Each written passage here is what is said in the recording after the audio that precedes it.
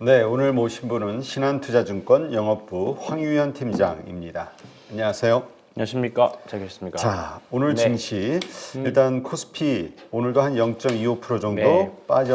빠진 상태로 끝났어요. 코스닥은 0.69 정도 상승을 했고요. 자, 오늘 증시 어떻게 보시는지? 오늘은 좀 익사이팅이 좀 덜 했죠. 예, 종목별로 순환매도 빨랐고, 장중에 뭐 변동폭이 조금 있긴 있었지만, 미국 시장이 사실 어제 막판에 좀 장중에 엄청 출렁이다가 다시 뭐 끌어올리면서 끝나서 사실 좀 기대를 했는데, 그에 반해서 오늘 IT 소부장들이 뭐 전반적으로 오르진 않았고, 뭐 그냥 일부 종목들이 올랐었고, 오늘은 또 2차전지 섹터들이 오전엔 조금 이제 큰 시세를 냈다가 변동성을 보여줬고, 대형주들도 오늘은 또 종목에 따라 또 갈리는 그런 흐름이었습니다. 외국인들 수급에서도 특별하게 이슈가 있기보다는 그냥 오늘 전일비가 6포인트 빠졌는데 외국인들은 81억 매도했습니다. 81억을 매도했고요. 기관은 500억 매도니까 사실 시장에서는 오늘 크게 매매에 관여하지 않았다. 그동안 사실 매수를 많이 해왔는데 그에 비해서 수량은 좀 적은 날, 한 템포 쉬어간 그런 날, 전형적으로 순환매의 좀 뭔가 변곡점인 것 같은 그런 느낌의 장이었습니다. 자, 일단 오늘 증시, 그러니까 미국 증시는 어쨌든 다 올랐단 말이에요. 네. 미국 3대 지수가 다 올랐으니까 이렇게 좀 코스피가 오르지 못한 어떤 이유가 있을까요? 아니 뭐 그동안 사실 좀 과하게 오르긴 했었죠.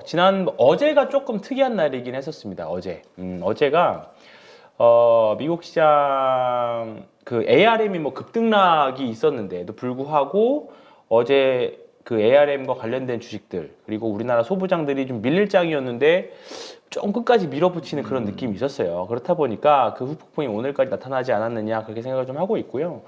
지금 시장에서는 명확한 주도주가 몇 개 보이긴 합니다만 아직 그게 진짜야 라는 의문점이 사실 들어있는 상태고, 그리고 금리 경로가 아직 명확하게 좀 나와 있지 않다 보니까 그런 부분들이 좀 눈치 보기 장세, 순환매로, 그러니까 이번 주에 소부장이 셌기 때문에, 그리고 2차 전지도 어느 정도 셌기 때문에 이 올랐던 수급들이 다음 섹터로 어디를 갈지 그걸 고민한 장세였던 것 같아요. 그래서 오늘은 2차 전지 안에서도 오르는 거 오르고 내리는 거 내리고, 그 다음에 반도체 안에서도 오르는 거 내리고 내리는 거 내리고, 그렇다 보니까 좀 시장의 색깔이 좀 되게 색이 없었습니다. 그냥 재미없었고요.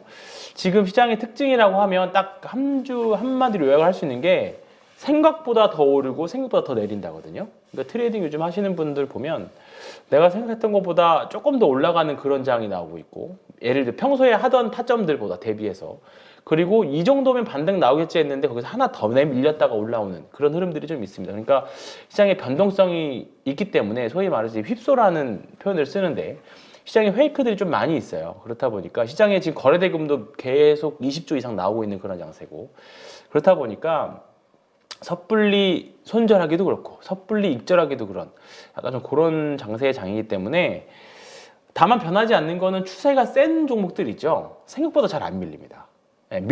좀 약간 추세가 꺾여 있는 종목들은 시장이 조금 안 좋을 때는 확실히 조금 약한 모습들이 보여지긴 하는데, 추세가 서서 좀 이 정도는 무섭다라고 하는 종목들이 생각보다 안 밀려요.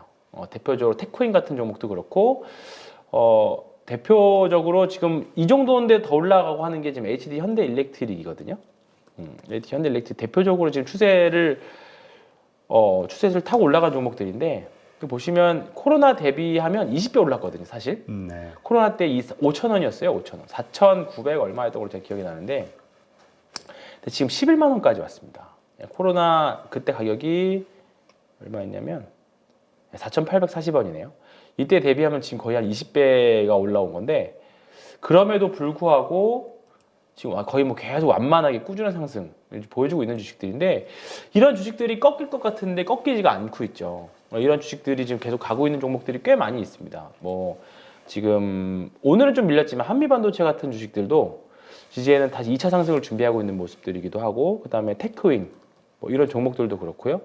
지금 뭐 시장의 변동성이 크지만 조금 많이 그러니까 위에 매물들이 없는 종목들은 다 각자의 길들을 다 가고 있습니다. 각자의 스토리를 가지고. 그렇기 때문에 계속 말씀드렸던 거대로 뭐 변수는 있긴 하겠지만 올해 증익 환경이라는 거는 맞고 그 다음에 기존에 없었던 우리가 PBR 테마, 소위 테마라고 하는 PBR 테마라고 할 수 있는 새로운 수급 모멘텀이 들어온 상태입니다. 그렇다 보니까 기존의 반도체, 2차 전지, 바이오가 나눠 먹었던 수급을 지금 PBR 테마가 하나 더 들어왔고, 그다음에 최근 방산 쪽에서 조금 유의미한 소식들이 많이 들려오고 있거든요. 지금 중동 국가들이 이제 뭐 한국이랑만 지금 계약을 하려고 하는.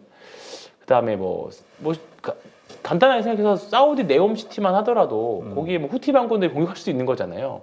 그러면 거기에 생각보다 많은 자금 그 비용들이 아마 방위 비용들로 들어갈 겁니다. 그러면 사우디가 최근에 우스갯소리 그 말도 했었죠. 사우디가 우리나라한테 축구 졌는데도 우리나라는 계약을 해준다고 막 그런 소리까지 나왔었는데, 최근에 사우디랑 우리나라 기업체랑 또 조약을 또 맺었었고 수출 계약을 맺었었고 그런 부분들이 있다 보니까 지금 크게 5꼭지 정도인 것 같아요. 이 5꼭지 안에서 매매하시면 뭐 나머지 종목들은 뭐 되는 종목들은 단기 매매하셔도 되는데, 이 크게 5꼭지가 올해 안에서 주도주 싸움들을 또 할 것 같습니다. 근데 일단은 올해 증익 환경이고, 두 번째 이 증익 환경에서 가장 크게 차지하는 게 반도체이기 때문에 밀릴 때는 같이 밀리더라도 올라갈 때 확실히 세게 올라가는 거는 아직까지는 합리적으로는 반도체 쪽을 봐야 되지 않겠느냐, 그렇게 보고 있고, 지금 반도체의 HBM과 관련된 쪽이 과거에 여러 가지 버블들과 비교해 봤을 때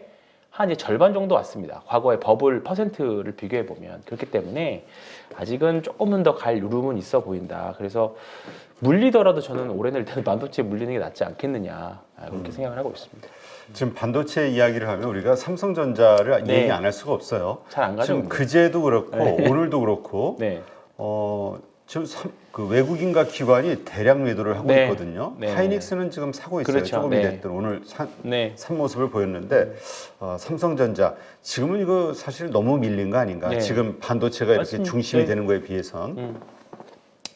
일단 HBM 쪽에서 하이닉스가 조금 더 노출도가 높기 때문에 이 개선이나 이런 부분들이 나오려면 하이닉스가 확실히 또 매력적이긴 한 것 같아요. 다만 변동성은 좀 크기는 한데, 뭐 삼성전자 답답은 하실 겁니다. 답답은 하실 건데 삼성전자가 반도체만 하는 건 아니기 때문에 그런 부분들도 있다고 보는데, 어쨌든 우리가 AI 시대로 가게 되면 결국은 우리가 뭐 GPU든 그다음에 뭐 인공지능이든 그게 더 확장이 되면 다른 종목 할 수는 있긴 하겠지만, HBM도 HBM이지만 제가 예전에 한번 디자인하우스 설명드리면서 각 그런 AI 소프트웨어를 돌리기 위해서는 각각의 칩도 중요해서 디자인하우스가 되게 중요하다라는 말씀을 드렸었는데, 결국은 그런 그 칩을 이용해서 돌아가는 소프트웨어를 돌아가기 위해서 기본적으로 필요해야 되는 게 기초 체력인데, 그게 결국 D램이거든요. 그게 결국은 삼성전자하고 하이닉스입니다. 그러니까 결국은 이쪽이 이제 하반기에 기대하고 있는 부분들인데, 올해는 스마트폰보다는 뭐 갤럭시 24 AI가 나왔지만 올해 본격적으로 AI와 관련된 소프트웨어가 본격 탑재되는 거는 오히려 노트북 쪽입니다. 노트북, PC 쪽이에요. 왜냐하면 일단 D램이 많이 들어가니까. 그러면 올해 여름 또는 하반기부터는 D램 PC 쪽, 그러니까 완전히 기존의 노트북이나 이런 것도 완전 폼팩터가 바뀌는 부분들이니까 삼성전자 뭐 지금 물리더라도 사실 저는 걱정하실 필요는 없다고 생각합니다. 그렇다면 지금은 삼성전자를 네. 사볼 만한 때다. 근데 삼성전자, 하이닉스 두 개 사실 필요는 없는 것 같고요. 뭐 굳이 관련해서 살려면 하이닉스가 조금 더 낫죠, 사실 지금은. 근데 이거는 정말 지극히 개인 취향인 것 같아요. 그러니까 네. 지금 많이 올랐다라고 생각하시는 네, 그렇죠. 분들, 왜냐면 지금 15만 원이면 거의 그렇죠. 신고가니까. 네. 근데 지금 아까 제가 서두에 말씀드렸던 게 가는 주식이 생각보다 더 갑니다. 그렇기 때문에, 그리고 하이닉스를 보면 사실 이제 신고가, 이제 52주 신고가를 넘었잖아요. 여기까지 왔거든요. 이제 50 신고가는 이제 역사적 신고가네요. 그러면 위에는 물량이 없는 겁니다. 물량이 없는 거기 때문에 오히려 이런 게 더 가벼워요. 이런 게 가볍고, 우리가 작년에 최근에 올라가고 있는 HD 현대일렉트릭이나 뭐 이런 종목들을 보면 아시겠지만 위에 신고가는 어디가 끝인지 모릅니다. 어디가 끝인지 모르기 때문에 우리가 작년에 에코프로나 에코프로 비하면서 경험했던 것처럼 포스코 인터내셔널이나, 그러면 이제 뚫고 올라왔기 때문에 지금부터는 오히려 이제 심리나 거래량들을 봐야 되는 시기입니다. 네, 그렇기 때문에 뭐 비싸다는 나중에 후행적으로 결론이 날 판이고요. 이제 신고가를 가는 종목들은 지금부터는 더 중요해 봐야 되는 것은 거래량이나 사람의 심리 지표들 이런 것도 봐야 되는데 전통적으로 상반기가 항상 좋았었어요. 상반기가 좋았었기 때문에 그러니까 저는 제가 매매하는 스타일로는 항상 상고하저였거든요. 근데 올해는 이제 금리가 인하도 하반기로 미뤄졌고 어쨌든 하반기에는 선거도 있고 그러면 하반기로 가면 갈수록 금리 인하를 하기 직전이 원래 좋기 때문에 그 통계적으로도 좋고 금리 인하를 하게 되면 그때 나오는 경제 지표를 좀 보기는 해야겠지만 어쨌든 금리 인하를 하게 되면 한번 차익 실현의 명분도 되고 또는 리세션이라는 단어가 또 등장할 수도 있습니다. 그러면 그게 하반기다라고 하면 올해도 작년과 비슷하게 8월달, 9월달 이후부터는 좀 조심해야 되지 않겠느냐. 이 기본 시나리오에는 변화가 없습니다. 그래서 네.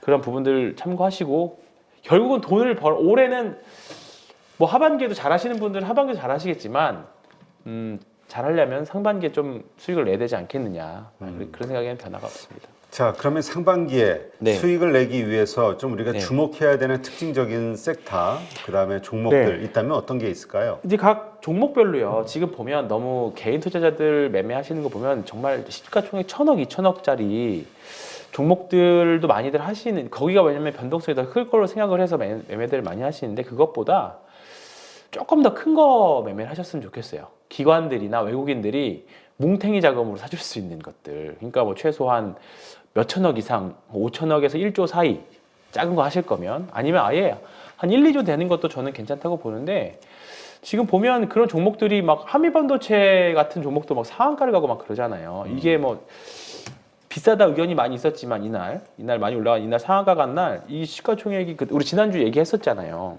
200억 자사주 200억 소각해가지고 거의 막 조 단위의 수익을 봤던 그런 종목들이 이렇게 있기 때문에 큰 종목들, 업종 대표주들 보셔도 됩니다. 그래서 지금 HBN과 관련된 주식들 지금 신고가가 내는 종목들은 분명히 이런 데서 기회가 있을 거예요.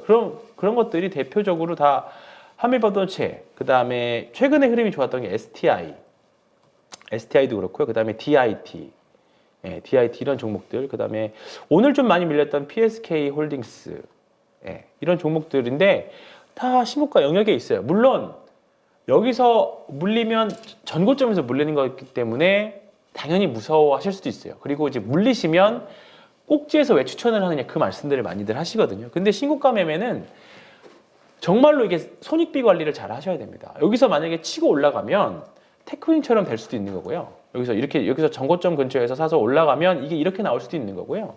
그리고 HD 현대 일렉트릭처럼 이렇게 나올 수 있는 거고요. 만약에 밀려버리면 꼬꾸라져서 정말 전고점에서 최고점에서 물리는 경우들이 있습니다. 그렇기 때문에 근데 대신에 이 손익비가 높은 거죠. 자를 때 조금 손실을 최소한 걸로 잘라내고 대신에 위에 올라가서 타버리면 그동안에 있는 손실을 다 만회할 수 있는 부분들이기 때문에 이게 신고가 매매, 돌파 매매는 이렇게 이용을 하시면 되겠다 싶어서 지금 말씀드렸던 HM 종목들 보시면 좋을 것 같고요. 하이닉스가 일단은 가장 주축입니다. 하이닉스를 주축으로 최근에 또 많이 올랐던 HPSP, 우리 흡습이라고 부르는 이런 종목들 있죠. 이런 종목들도 그렇고 지금 신고가를 가는 종목들은 다 이유가 있거든요. 그러니까 내가 비싸다라고 하더라도 누군가는 여기에 달려붙는다는 게 있다는 거잖아요. 나는 비싸다고 생각하지만 이거가 계속 올라간다는 거는 이 종목이 여전히 갈 수 있는 여력이 있다라고 본 사람들이 많이 있기 때문에 내 기준이 아니라 시장이 이렇게 판단을 하고 있구나. 그렇게 보시면서 가면 좋겠고요. 그 다음에 오늘 2차 전지 주식들은 희비가 좀 안 걸렸습니다. 포스코 퓨처엠 같은 경우에는 오늘 좋았고 오늘 상당히 좋았어요. 네, 오늘 포스코 어제도 퓨처엠은. 그랬고 요 최근 네. 여러 날 동안 포스코 퓨처엠이 양극재주에서는 그죠? 가장 뭐랄까 주목을 좀 네. 받고 있는데 이유가 있나요? 이제 많이 내릴 만큼 가격이 내렸다. 그 다음에 상반기 이제 재고 조정들이 거의 끝나간다인데 여전히 이제 가격 하락, 이제 주가의 하락은 멈춘 것 같은데 뭔가 폭발적인 시세를 내려면 조금 시기는 좀 필요하다라는 생각입니다. 그러니까 좀 뭔가 과하게 밀려서 소위 말하는 막 이 주식 손절하고 싶다, 막 조롱한다, 이것 때문에 망했다라는 생각이 들 때쯤이 거의 매수 타임인 것 같고 이거는 기술적 지표들 이용하시면 됩니다. 그리고 조금 이제 올라가겠구나 또는 오늘 포스코 퓨처엠전 사실 조금만 더 올라가면 저항이잖아요. 그냥 뭐 이런 60일선 저항이든 됐지 간에. 그러면 거기서 좀 매도했다가 지금은 비추세 구간이기 때문에 지금 사실 어제 오늘 많이 올랐지만 여전히 그동안에 밀린 거 대비하면 아직 한참 아래잖아요. 그러니까 이 주식을 물타기를 잘해서 본전까지 가기를 하시기보다는 지금 구간에서는 좀 냉정하게 보시면서 좀 물타기를 여기서 했으면 좀 반등했을 경우에는 물타기 물량만 좀 덜어내서 계속 현금을 만들어가면서 그렇게 매매들을 하시면 저는 좋겠다 생각하고요. 지금 포스코 그룹주가 사실 제일 좋은 것 같습니다. 에코프로나 에코프로 BM은 조금 변동성이 좀 커요. 변동성이 큰데 이거 이용해서 매매하시는 분들은 또 잘 하시니까 하시는데 여전히 머리 위에 또는 추세가 여전히 하락 중이기 때문에 바닥에서 사서 돌아서자 또는 에코프로 매매하시는 분들은 50만 원 깨지기를 또 기대하시는 분들도 있어요. 50만 원만 깨지면 또 산다. 근데 이제 지금 구간에서는 언제든지 또 변동성 또는 수급이 한 줄 확 쏠리면 네. 작년에 2차 전지만 좋고 반도체 안 좋았던 것처럼 또 반대 현상이 나타날 수 있으니까 그럴 때 그러니까 지금은 저도 이제 예전에는 2차 전지를 작년 9월부터 MSC에 편입되는 선부터는 별로 안 좋게 봤지만 지금부터는 해봐도 된다라고 생각을 드는 게 모아가기는 모아가시는데 좀 가격 메리트 있을 때 올라갈 때 따라잡지는 마시고 그런 관점으로 접근하시면 좋을 것 같고요. 그리고 반도체하고 이제 2차 전지 얘기했고 PBR 관련 주식들 대표적으로 지금 현대기아차를 PBR로 묶어야 되는지 자동차를 묶어야 되는지 모르겠습니다만 일단은 PBR로 가치 성장주 현대차 이런 종목들 있잖아요. 이런 종목들은 지금 많이 급등을 했다가 좀 쉬는 구간이에요.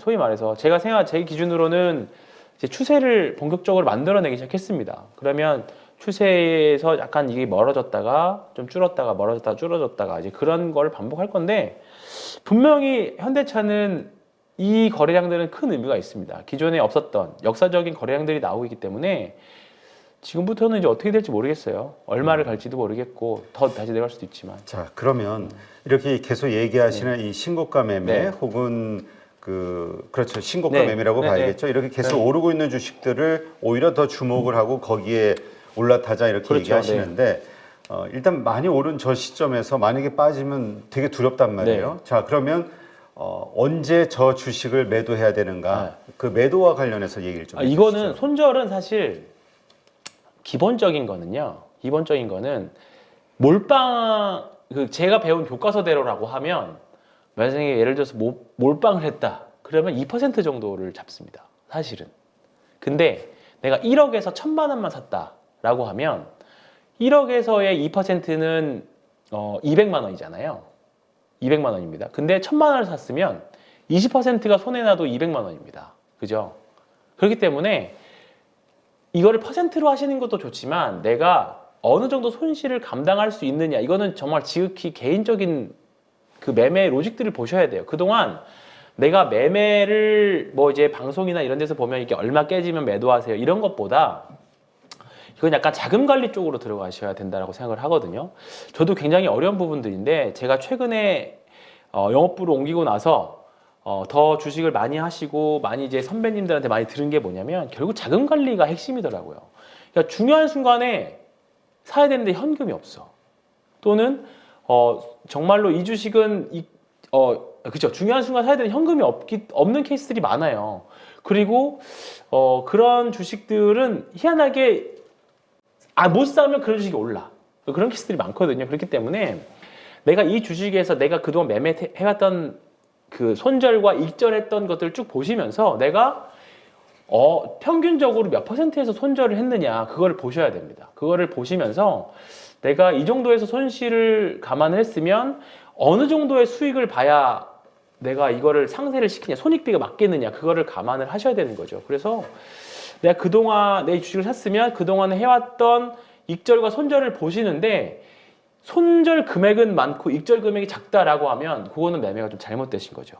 반대로 손실 금액은 작은데 익절 금액이 크다 그러면 사실 승률 상관없어요. 승률이 작더라도 이익 금액이 많으면 결국 잔고는 불어나게 돼 있거든요. 그러니까 뭐 손절 이야기를 많이 하셨지만 내가 그동안 해왔던 손실 금액 수준 정도 손절했던 금액 수준 정도 일정하게 해왔던 거를 가정해서 말씀드립니다.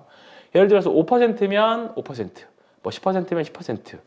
대신에 익절이 더 커야 돼요. 익절이 더 커야 되기 때문에 익절 퍼센트가 더 커야 됩니다. 그렇기 때문에 그런 전제 조건에 말씀을 드린다라고 하면 그냥 뭐 뻔하게 전고점 깨지면 매도하세요. 또는 얼마 깨지면 매도하세요. 뭐 5% 손실 나면 매도하세요. 그런 일관된 뭐 룰도 중요하지만 내가 이 주식은 사서 예를 들어서 100만 원 손실을 보면 매도한다. 왜냐면 내가 다른 주식을 매매해봤는데 100만 원 이상은 언제든지 만회를 할 수 있어 라고 하는 평균치가 있을 겁니다. 그냥 그 금액들 그냥 팔고 나서 올라갈지언정 자기가 생각한 손실 금액을 기준으로 한번 판단해 보셨으면 좋겠어요. 네, 네. 알겠습니다. 네. 자, 내일장 어떤 점들을 체크해야 될까요? 오늘 아까 제가 초반에 변곡 내일 이제 순환매의 일부라고 이제 순환매가 좀 색깔이 바뀌는 거 아니냐 그 생각 말씀드렸는데 오늘 외국인들이 별로 매매에 관여하지 않았고 시장도 별로였는데 그냥 환율은 빠졌습니다. 그렇기 때문에 외국인들이 이탈했느냐? 오늘 뭐 81억 매도기 때문에 외국인들이 그동안 샀던 그때 역대 2위 들어왔던 이거 1조 9천억 매도 이후에 계속 순매수가 들어왔으면 들어왔지 빠지진 않았고 이 정도는 뭔가 의미가 있는 순매수라고 생각을 하거든요. 어쨌든 간에. 그리고 선물도 뭐 특별하게 이탈하는 그런 움직임도 아니에요. 그렇기 때문에 외국인들은 지금 이 상황에서 주가가 오르고 환율이 빠지면 주식에서도 수익 나고 그 다음에 환율에서도 환차 이익도 기대해 볼 수 있는 구간입니다. 그렇기 때문에 어쨌든 지금은 그 주식들이 너무 잡주나 개별주만 아니시라고 하면 밀려도 올라올 수 있을 거라고 봐요. 그러면 오늘 한 이틀 정도 반도체하고 2차 전지가 셌기 때문에 오늘 재미가 없었던 게 소위 말했던 그런 저 PBR 주식들이었거든요. 오늘 뭐 손해보험 주식들도 초반에 밀렸다가 막판에 들어올리고 롯데 손해보험 같은 주식들이요. 시간에서 좀 세던데. 그리고 오늘 현대차, 기아차들이 오늘 음봉이 좀 세게 났습니다. 그러면 내일 정도에 만약에 오전에 반도체가 더 세다, 2차전 세다 하면 아마 걔네들이 윗골이 될 확률이 좀 높다 생각해요. 그럼 걔네 매도해서 오늘 좀 많이 밀렸던 그동안에 좀 흐름이 좋았었던 저 PBR 주식들 있잖아요. 네. 지주사들. 그런 쪽들 한번 관심 가져보시면 좋을 것 같아요. 현대차, 기아차도 마찬가지고 현대모비스도 그렇고 요즘에 좀 관심 갖고 있는 게 HD 현대거든요. HD 현대. 보시면 이게 현대그룹의 지주사긴 하지만 대표적으로 그 현대오일뱅크 갖고 있는 회사입니다. 그리고 오늘 아래 꼬리 달고 올라왔기 때문에 이런 주식들 신고가 매매 무섭다라고 하면 이게 전형적인 그 손잡이 달린 컵 윌리엄 오닐의 손잡이 달린 컵 모양 만들어내고 있거든요. 이렇게 동그랗게 쭉 했다가 뭐 검색창에다가 손잡이 달린 컵 검색을 해보시면 나옵니다. 이거를 보면 여기 보시면 이렇게 쭉 이렇게 손잡이 이렇게 쭉 컵 모양을 만들고 이게 살짝 내려왔거든요. 그러면서 이제 여기서 이제 다시 돌파할 때 내일이나 모레 좀 양봉이 하나 나와 좀 딱 따라가기 너무 좋거든요. 그리고 요즘에 컨셉에 맞는 이제 2월 중순 됐기 때문에 정부에서도 이제 저 PBR과 관련된 밸류 프로그램과 관련된 구체적인 방안들이 나올 건데 뭐 HD 현대도 보면 지주사이기도 하지만 실질적으로 현대오일뱅크와 관련된 회사입니다. 네, 현대오일뱅크로 돈을 버는 회사고 올해 PBR도 중요하지만 EPS 상승도 중요하다고 말씀드렸는데 뭐 지금 올해 실적도 좋고 PBR도 0.6배 뭐 이런 회사들 이런 좋거든요. 그리고 뭐 지주사 중에 많이 안 오른 거 LS 이런 회사들도 괜찮고 그 다음에 뭐 대표적으로 지주사들 있잖아요. SK 또 뭐 있죠 한화 이런 지주사들 지금 한 3, 4일 정도 음봉 났어요. 네. 네, 그렇기 때문에 그래서 밀렸느냐 뭐 하나 이런 거 보면 대표적으로 한번 급등했다가 주가는 옆으로 횡보하는데 거래량 딱 줄고 있는 이런 모습들이잖아요. 전형적으로 고가놀이 하는 패턴이기 때문에 내일은 뭐 금요일이기 때문에 뭐 어떻게 될지 모르긴 하겠습니다만 내일이나 다음 주 초까지 해서 지주사들 한번 관심 있게 보시면 흔히 말해서 이번에 좋았던 저 PBR 주식들 있죠. 네. 네, 그런 주식들을 좀 관심 갖고 보시면 좀 좋을 것 같아요. 네, 알겠습니다.